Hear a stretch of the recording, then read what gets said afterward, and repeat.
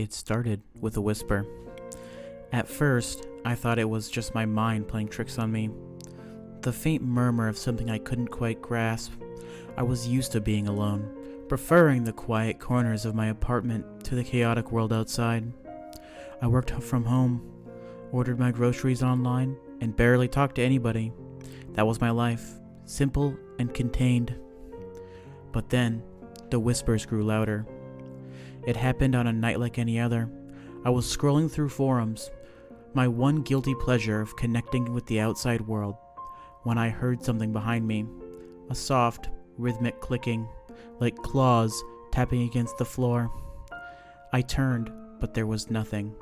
Still, a chill settled over me, and the room felt darker than usual. I chalked it up to stress. I hadn't been sleeping well, after all. But as the night wore on, the strange noises continued. Clicks, whirs, an eerie whisper. It almost sounded like laughter. Metallic, distorted. I should have called somebody. I should have left my apartment. But introverts like me don't handle the unexpected well. So, I stayed, trying to convince myself that I was just being paranoid. That was my first mistake.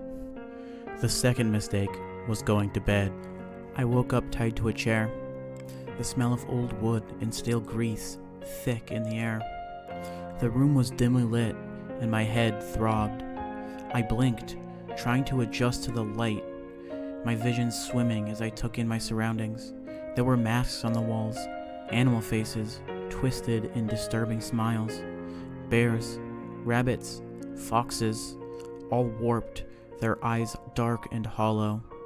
I panicked, struggling against the restraints, but the ropes held firm. Then I saw him, a figure standing in the corner, watching me.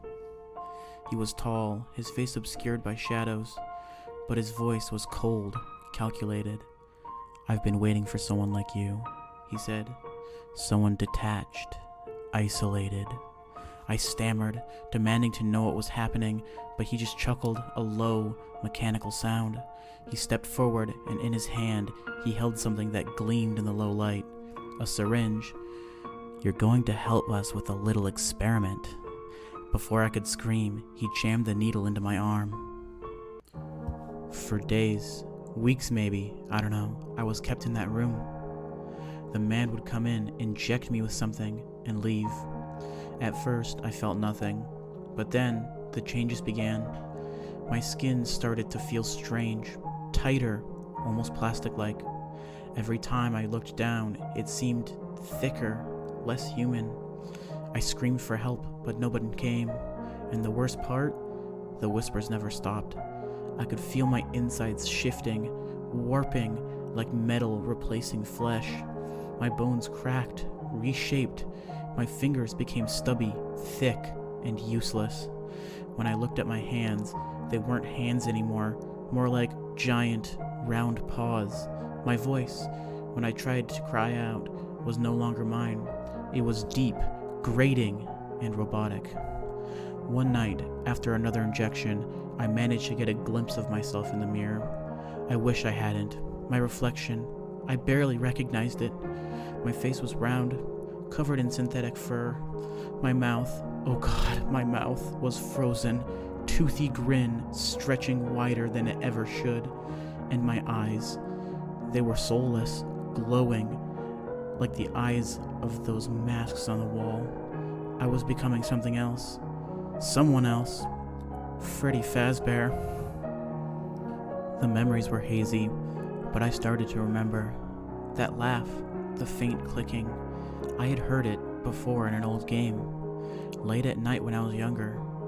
Freddy Fazbear, the murderous animatronic from the arcade horror stories. The one I used to laugh off as a kid. But this wasn't a game anymore. One night, the man came again, but this time, he wasn't alone.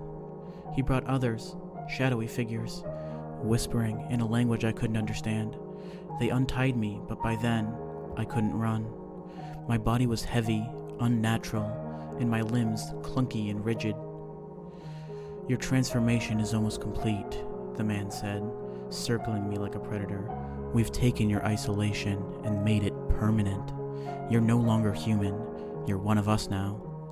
I wanted to scream, to fight back, but all that came out was a distorted, hollow laugh. They left me there, alone in that room. The whispers stopped, but I could still hear them inside me, like a broken record stuck on repeat. My reflection, Freddy's reflection, stared back, unblinking. I was trapped inside this monstrous shell, no longer in control of my own body, my own mind. I can feel him now, the real Freddy, pushing against the edges of my thoughts, trying to take over completely. Each day, I lose a little more of myself. Soon, I'll be gone, and Freddy will take my place entirely. But for now, I write this, hoping someone finds it before it's too late. If you're reading this, stay away from the whispers, stay away from the shadows. Don't end up like me. Because once you become Freddy, there's no going back. And the laughter, it never stops.